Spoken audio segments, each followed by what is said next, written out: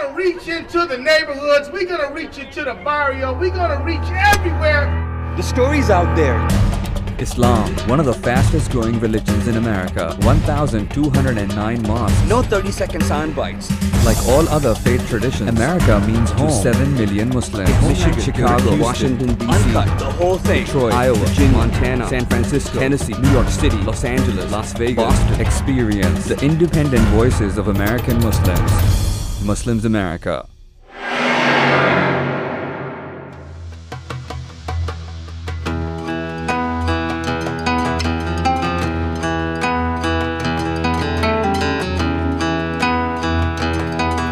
Having traveled around the world, people have always asked me if there are any Muslims in America.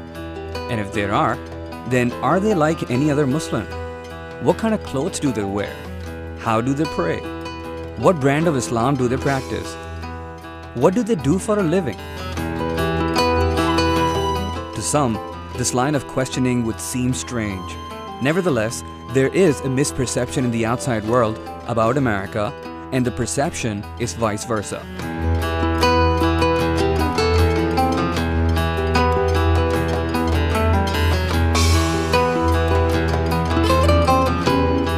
And now, when I'm here in America, I'm going to try and find answers to these complex questions. So I head out to a location hidden deep in the woods of Philadelphia.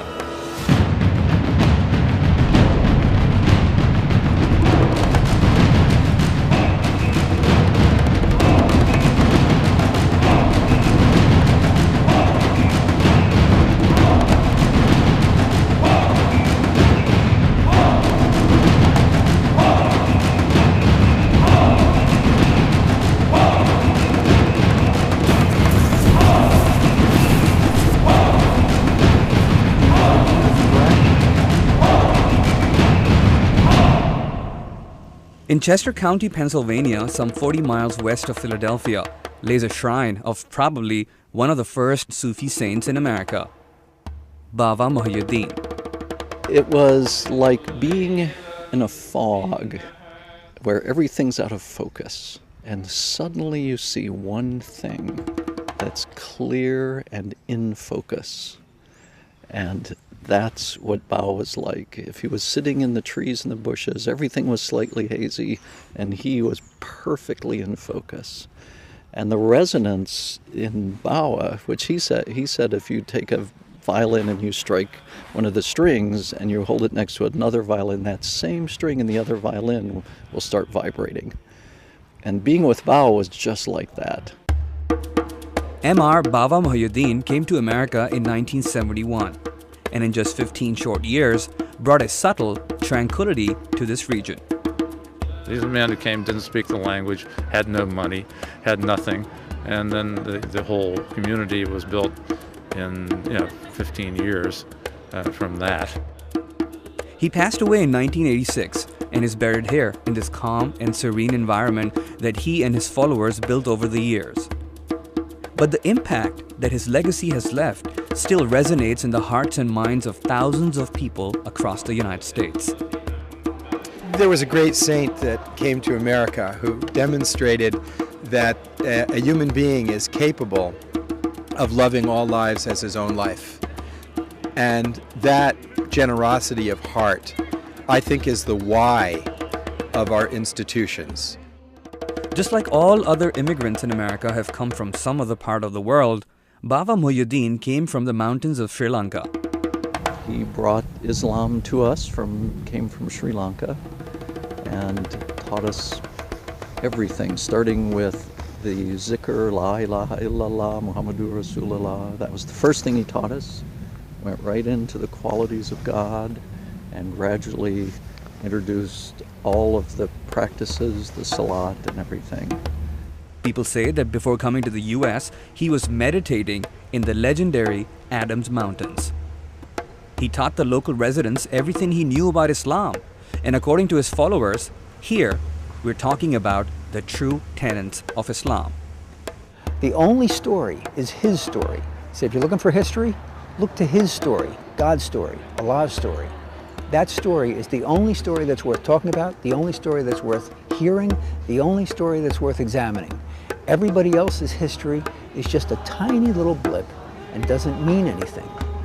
But the story of Allah, as emulated, as demonstrated, as shared by all the prophets, that message that the prophets brought is the only message that mankind needs as a guidance for them in their life. It feels like it's a sanctuary, even at the mazar, at the shrine, and even here.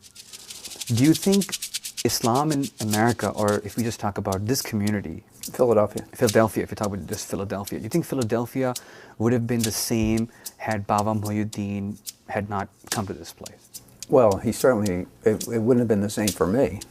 I can only tell you from my own personal experience that the single most influential person in my life was Bawa Muhaiyaddeen. I'm 60 years old. I was born and raised a Catholic and thoroughly enjoyed that experience, having met Bawa and having understood that this is a Muslim and this is the way Islam is supposed to be.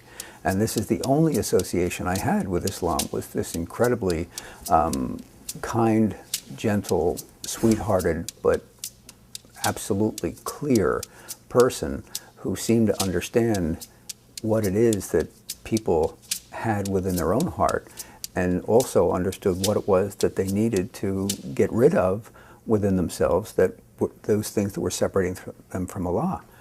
Those kinds of experiences lots of people had with Bawa, and because of those experiences a lot of people came to Islam. So for me, having met a Muslim and perhaps having those kinds of experiences changed every part of my life from that point on. But what is the actual message of this American Sufi saint, Bawa Muhaiyaddeen? I think it takes a really true saint, a really great saint like Bawa, to introduce Islam to a country where everybody already believes in one God, and they're either Christians or Jews and some Muslims. And without somebody who can actually manifest it himself, I think it would be very difficult. Some might also ask, whom are these Muslims praying to? I took the Shahada with Bawa in 1972, or 1973. When I took the Shahada, he said, and made me repeat after him, Ashhadu an la ilaha illallah, Ashhadu anna Muhammadan Rasulullah, and explained every part, and he said, what you're saying is that there is no God but God, and that Muhammad is the messenger of God, and that following those teachings of the Prophet will get rid of the things that separate you from God. So there was never, ever a question of him being in the middle of any of that. Those explanations that Allah placed within him were for our benefit. Allah Akbar. Islam has to be an invitation. Islam is an invitation to all of humanity.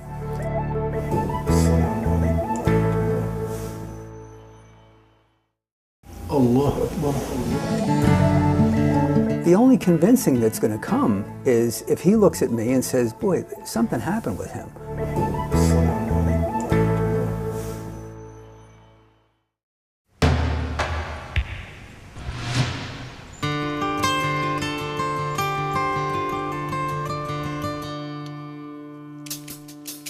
One of the most interesting aspects of the Muslim community in the US is how they blend in or integrate into mainstream USA.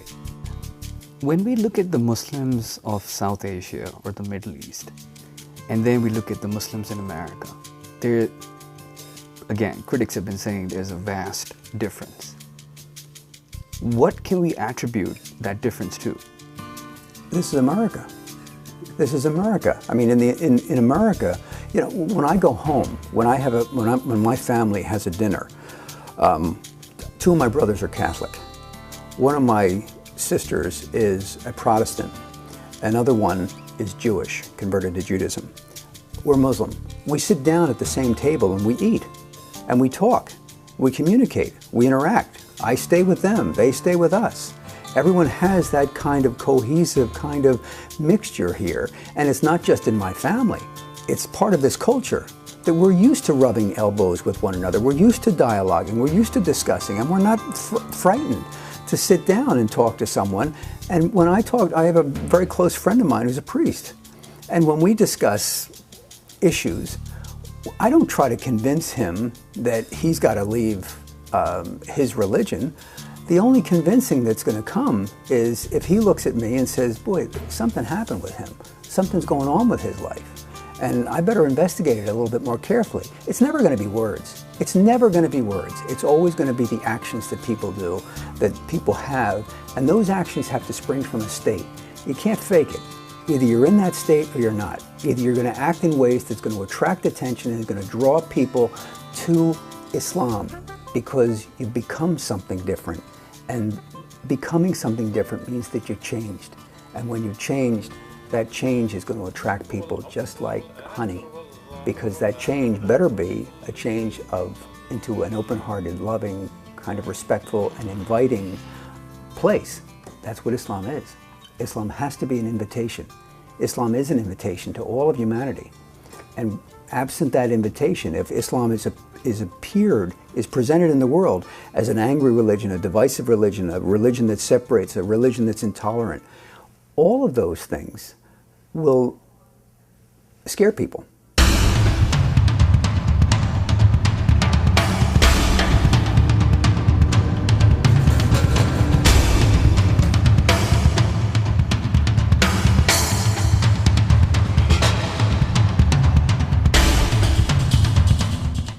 We have Christians in this country, we have Jews in this country, we have Muslims in this country, and there's so much diversity in America, and yet we see Muslims thriving and coexisting with all these cultures and religions. Why do you think that is happening?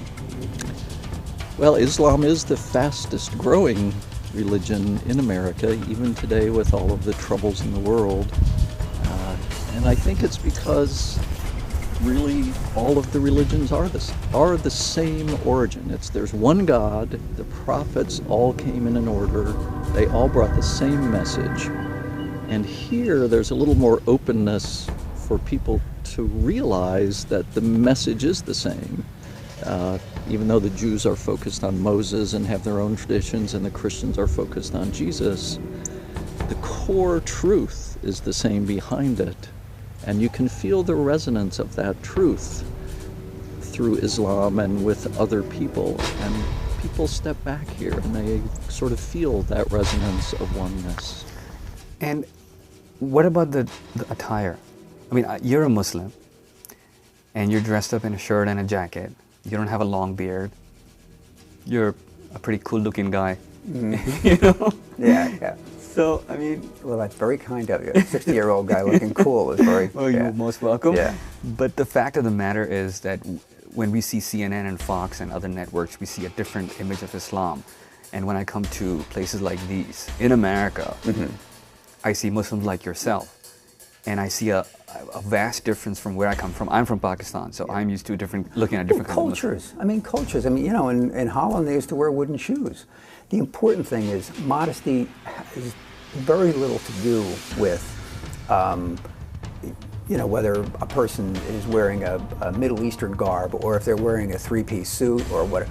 Modesty has to do with how it is that you feel before Allah, how it is that you have the awareness that Allah is watching you, that Allah is always present in your life, and that there is never a moment that you are alone, and there's never a thing that you do that's hidden from Allah.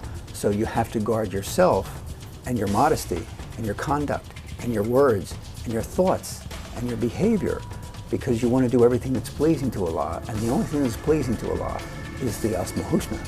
And whenever we have qualities within us that are at odds with the Asma Husna, we're at fault. Would it be okay to say that in America we see rock and roll Muslims, or? Well, that's probably not the best description. Okay, let's say progressive Muslim. You know, I'm dressed modestly and cleanly. And okay. I'm clean. Would you call me a rock and roll Muslim? You're probably closer in your dress than I am. But that would not change me as a Muslim. I would still believe in God, and I still respect all religions, right? It's all about your qualities, your behavior, and whether you actually live consistently with Islam or just call yourself a Muslim on the surface and don't act that way. It's all in the kind of the follow-through. And it's not so much in what you look like or how you dress. A lot of the image of Muslims in America with the Kufis and the whole Middle Eastern and Far Eastern thing just is the way they dressed in their cultures before they moved here. So that's just a cultural thing. Here, you know, this is my culture, I guess. But it's clean and it's modest, and the key is the qualities, the compassion, the Asmaul Husna, the 99 qualities of God, and whether you can put that into practice with every breath of the day. That's what counts. So it's like, I mean, you'll be walking down a train station and no one would know that you're a Muslim. Correct. Would it be a problem if somebody knows that you're a Muslim? No, I actually, you know, my Arabic name is Abdul Jabbar. That's actually on my passport with my other name. The people I work with all know I'm a Muslim. So we don't hide it. It's who we are, you know, it's the way we live. And it's important, I think, to really feel comfortable with your relationship with God. And if you're comfortable with the relationship with God, what else counts? American people are good people. American people are really very inviting.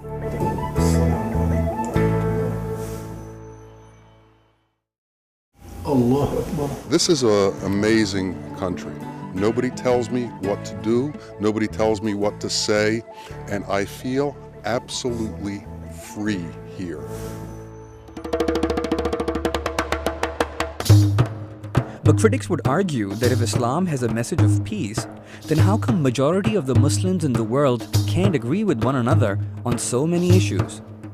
Talking to a Muslim blogger a couple of days back, he raised an important question. He was saying that Muslims most of the times can't agree on what time they want to pray, what mosque they want to go to, what time they want to celebrate Eid.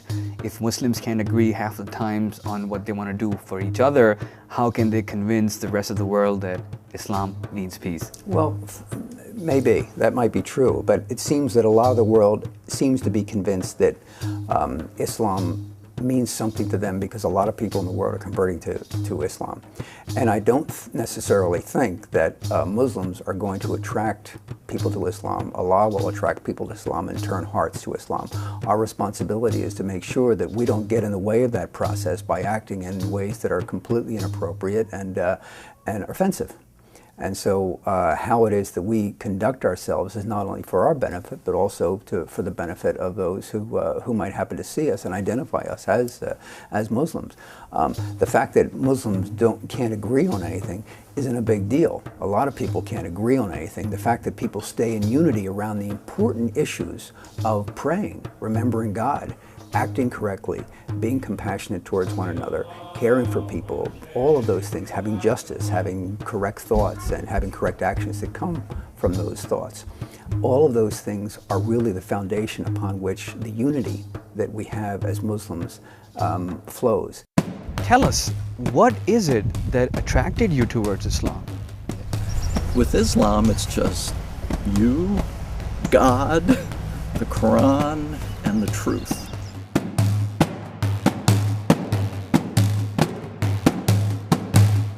There's another perception about America and the American Muslims that relates to the concept that Muslims here are under attack and are suffering. Yeah. Muslims are having a normal life. Muslims are having a very normal life. Muslims are tolerated extremely well. The media certainly presents a certain image, but part of that image is actually fed to the media from people who want to create that image. And those might be Muslims. They might be some people who you know, decide that that they have some political agenda and there's some advantage for them to be able to create that impression in people. But American people are good people. American people are really very inviting. They're extremely tolerant. They're very forgiving. They're very loving. That's been my experience for the last 60 years.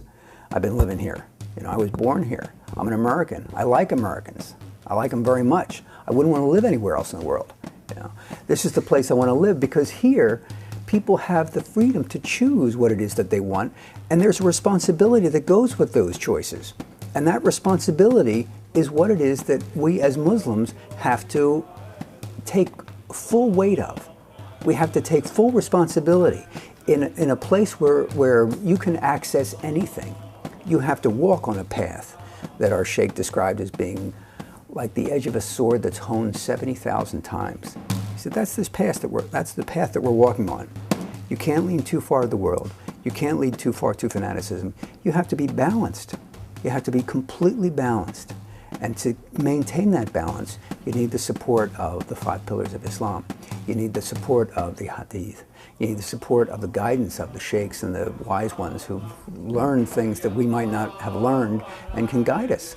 So all of those things come into play, but this is a place where people are allowed to not only to discuss, but they're allowed to object.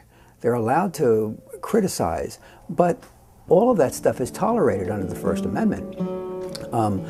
But freedom of religion is tolerated. This is an amazing country. I came here as an immigrant. My parents escaped a war and came here. I came from a very poor family. When I graduated high school, I was given a scholarship to go to college. When I graduated college, I was given loans to go to law school. The opportunity was given to me to advance myself by the government. Nobody asked me who I was, where I came from. I applied and they gave these things to me. I've been given the opportunity to practice religion the way I want. Nobody tells me what to do, nobody tells me what to say, and I feel absolutely free here. I've traveled to Mecca 10 times. Nobody here's asked me why, what was I doing there, and what was the reason that I went. I would say to people that one of the great difficulties in this world is that we judge others without knowing them.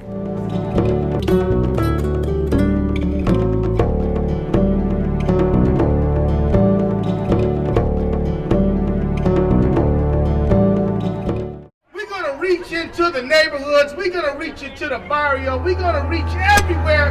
The story's out there. Islam, one of the fastest growing religions in America, 1,209 mosques. No 30-second sound bites. Like all other faith traditions, America means home to 7 million Muslims. Michigan, Chicago, Houston, Washington, D.C., uncut, the whole thing. Detroit, Iowa, Virginia, Montana, San Francisco, Tennessee, New York City, Los Angeles, Las Vegas, Boston. Experience the independent voices of American Muslims. Muslims America.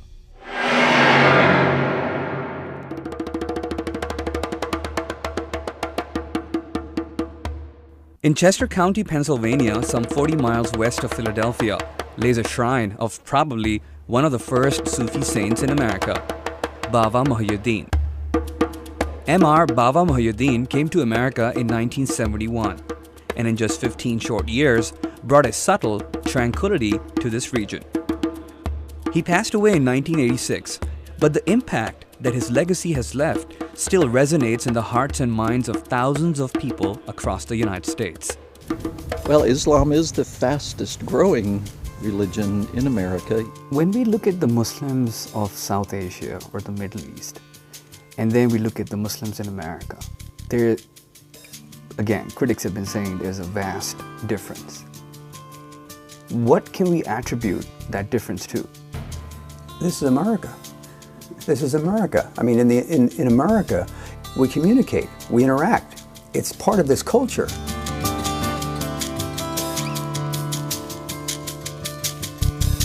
Do you think that there's a struggle right now going on for the Muslims to be recognized just like any other normal human being?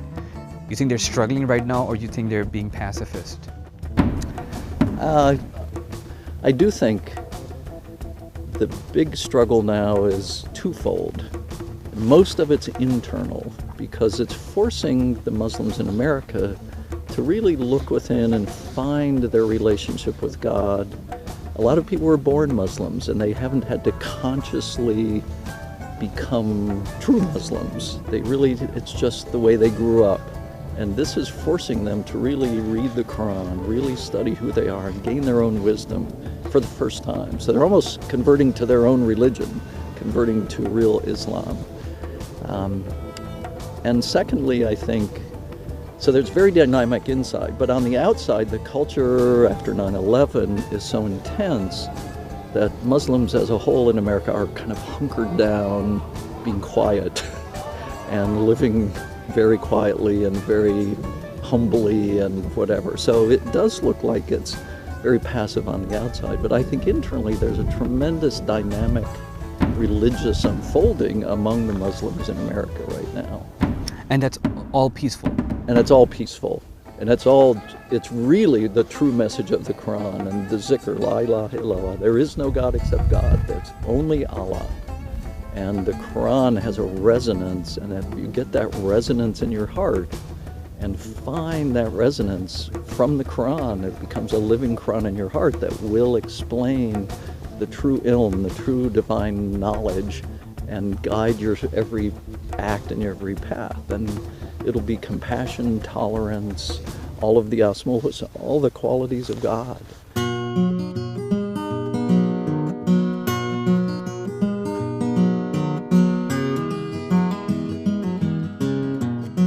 Are there any similarities between American values and the true tenets of Islam? And would you agree that a lot of the things that you just talked about, the values of America, aren't they pretty similar to what Islam is all about? It's identical. It is what Islam is all about. It is what Islam is all about. It has to be that kind of toleration. It has to be that kind of clarity and that kind of understanding about what was God's intention. God created us. We're the creation. God's the creator. So the creator advises and says, look, this is what I want you to do. This is what you have to do. So if we step outside of those bounds, then the fault is on us and the responsibility is ours to bear. But for those who can stay within those boundaries, promises of rewards, not only in this life, but in the next, are pretty substantial. And so people want to stay within those boundaries, regardless of what it is, what other influences that they have. The question is that if one member of a faith community does wrong, then should the entire religion be vilified just because of that?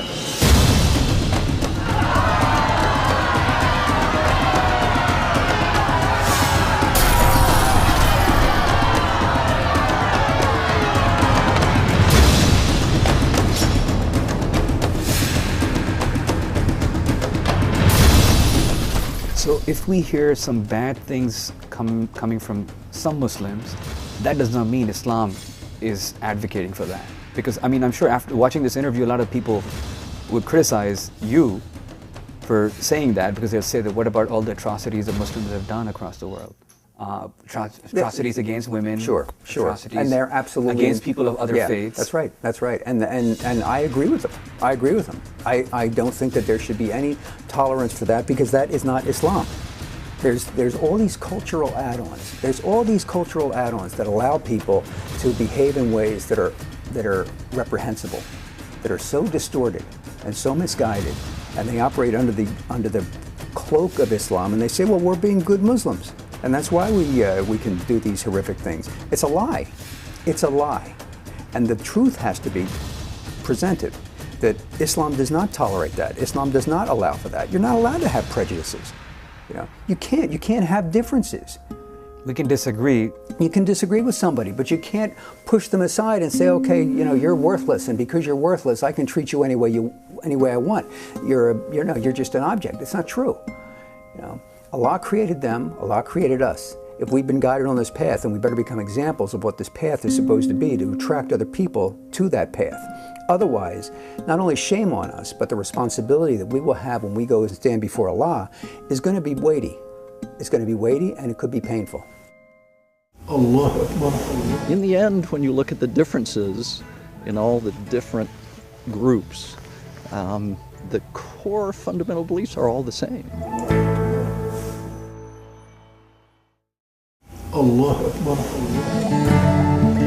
When you meet treat different babies? Do you treat each one differently, or is it the same?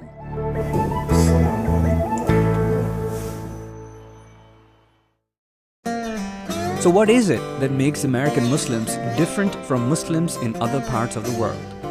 And one of the amazing things we've seen here is the fact that we don't see Muslims arguing about Shia Sunni, Wahhabi Deobandi, and all that. Do you think that's because of the cultural baggage that Muslims have in other parts of the world and American Muslims don't have that? I think that hits the nail on the head. I think that's exactly it. In our mosque, in our fellowship, we have Sunni, Shiites, we have the whole run of the mill, and they're all part of our community, they're all part of our mosque, and they don't have the cultural baggage. They're free to actually have a relationship directly with Allah. And in the end, when you look at the differences in all the different groups, the core fundamental beliefs are all the same. Do you think American Muslims think like this because they understood Christianity, they understand Judaism and other faiths, and they look for the common factors amongst all faiths and try to coexist? Yeah, I think that's a big part of it is that most of the Muslims here are converts. You know, they converted from something to Islam. And you know, I can tell you in my case, you know, when I converted from Catholicism to Islam, I didn't leave Catholicism with any bad feelings. I didn't think, oh, I got to get out of here. I liked it. You took something from it? And yeah, sure. I took what I learned most was the love of God, the love for God, and the love for fellow man. That was the part that I took with me and made that a real cornerstone for the foundation for the faith. Because there's no difference. There's no difference. You know, how it is that that people worship God, and how there's lots of differences there in the rituals and the ways that people express, and maybe their understanding of it. But it might be that the love that people have in their heart, that they're trying so hard to find expression for, the love might be the same. And just in case it is, we better be careful. As Muslims, we better be careful what we do, what we say, how we act. Because the love that's in someone's heart, directed towards Allah, was placed in that heart by Allah. And we don't have any, that's not really our playground. We have to be very careful how it is that we protect that and how it is that we intrude into that. Another question that comes to mind is the idea that some Muslims believe people of other faiths are infidels and that you can't mingle with them, you can't talk to them. I would like you to connect with all these millions of Muslims and people of other faiths watching you. Some might have bad image of Islam or Muslims, some might have good idea or image, or some are just stuck in the center. What would you say to them? Well, the image that people have of Islam really has to do with what it is that they're told. And so this goes a long way to presenting Islam in a different view, inshallah, I hope. The important thing is Americans are a pretty fearless crew. You know, most people are not, they're not frightened. And they're curious.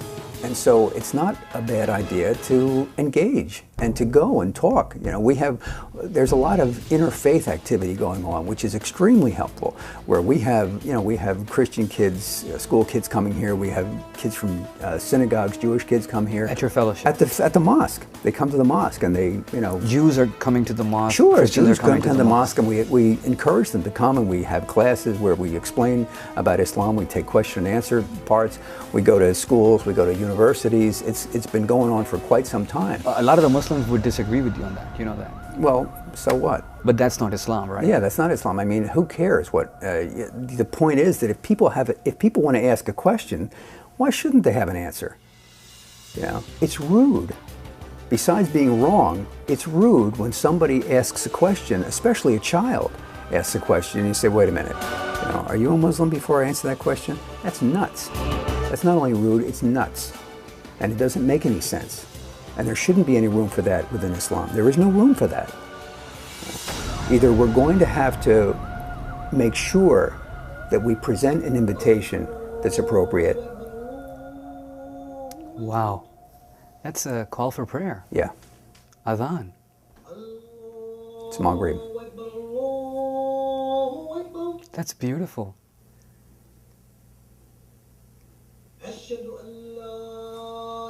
This is the Ashhadu an la ilaha illallah.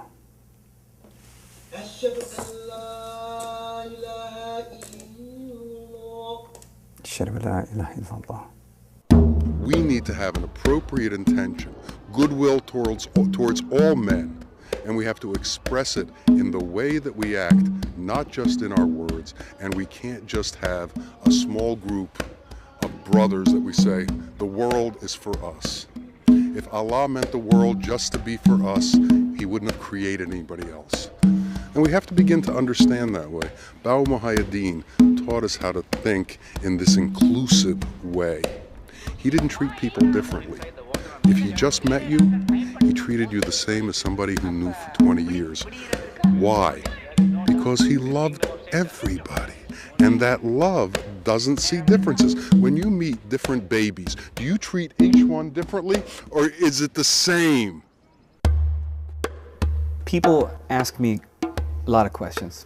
They say, you're in America, you're a Muslim, don't you get bothered by people? Don't people taunt you? I've heard that you can't wear hijab in America, which is obviously not true.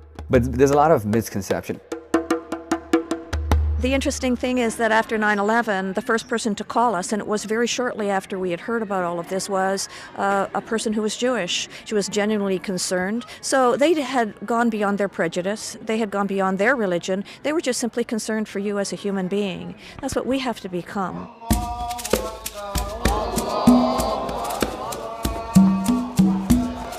In the culture of many different countries in Islam, they bring their culture in, their nafs.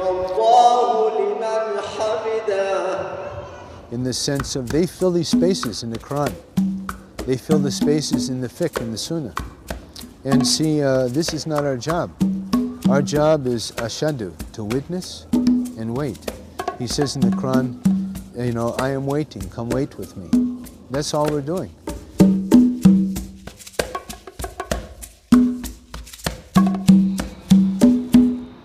We should not go about judging people. It has been reserved for our Creator, by our Creator.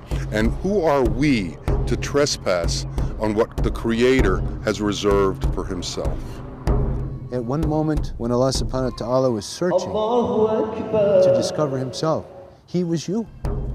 Every thought you've ever had, every feeling, every revelation, every sin, every disappointment. And at the end of it, He said, okay, there's more. But He kept the best of His experience as you, and that's your soul.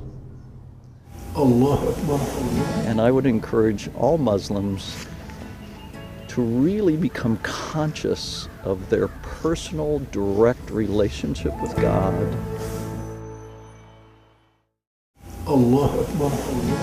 This is the place where every religion is accepted, where every religion is invited.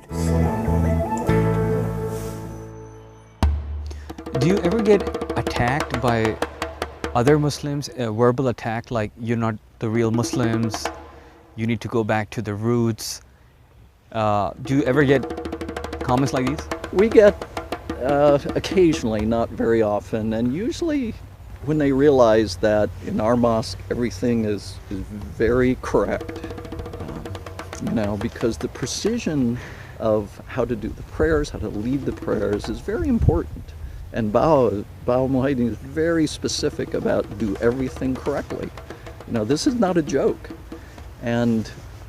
But he's a sheikh, it's a Sufi path, so there are a lot of Orthodox people who really sort of feel uncomfortable with it.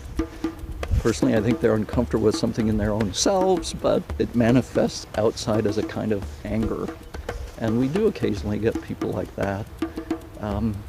They don't come back, they come, they realize things are being done correctly, they calm down, and they go away wondering. And inshallah, will do them some good.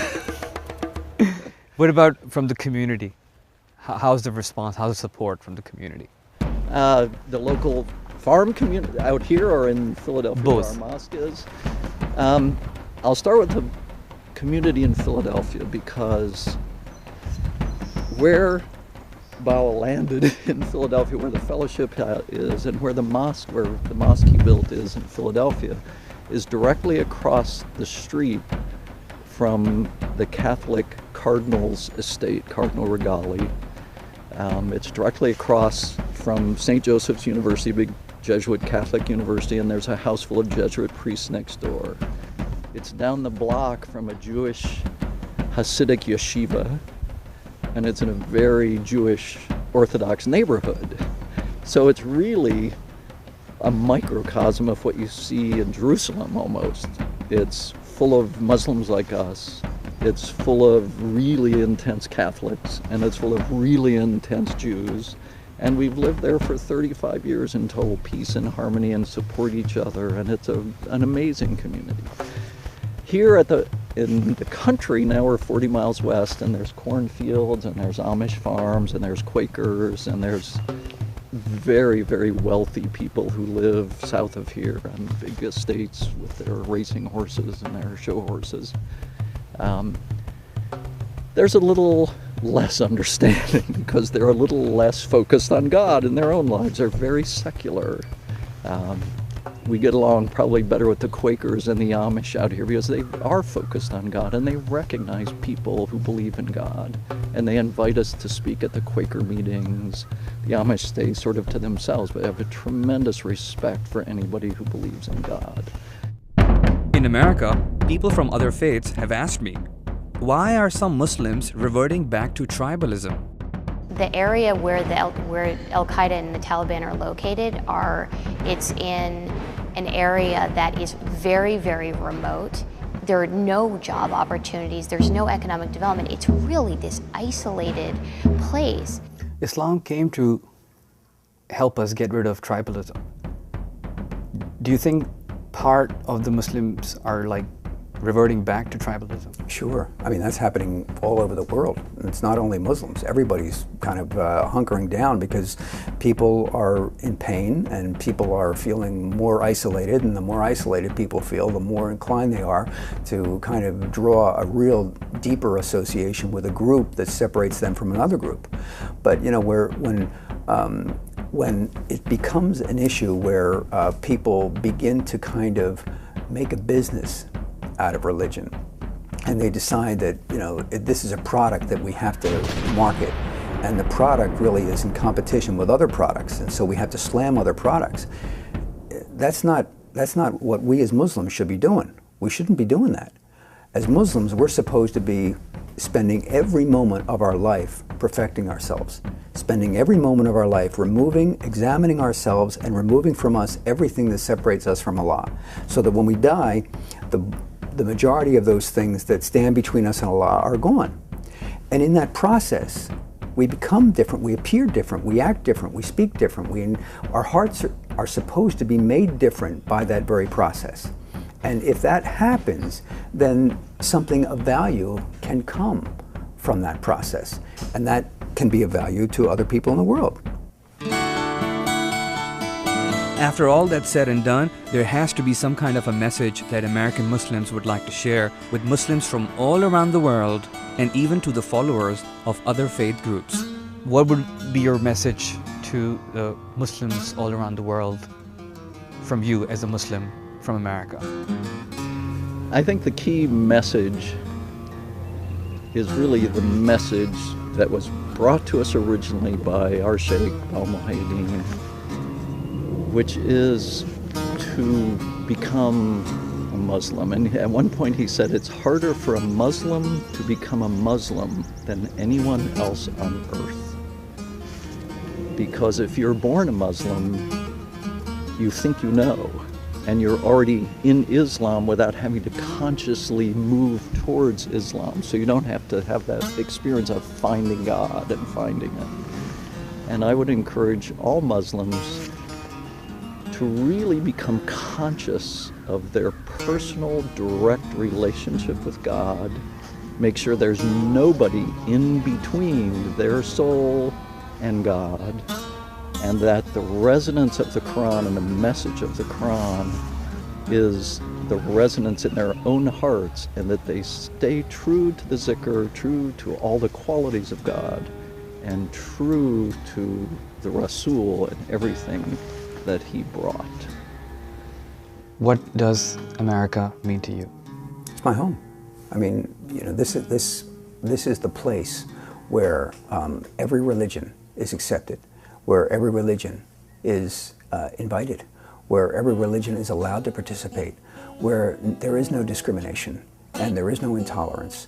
There might be among some people within the United States, but as far as the United States goes, the majority of the people and the laws of this country protect us all, and they protect us all equally. That doesn't happen in most places in the world.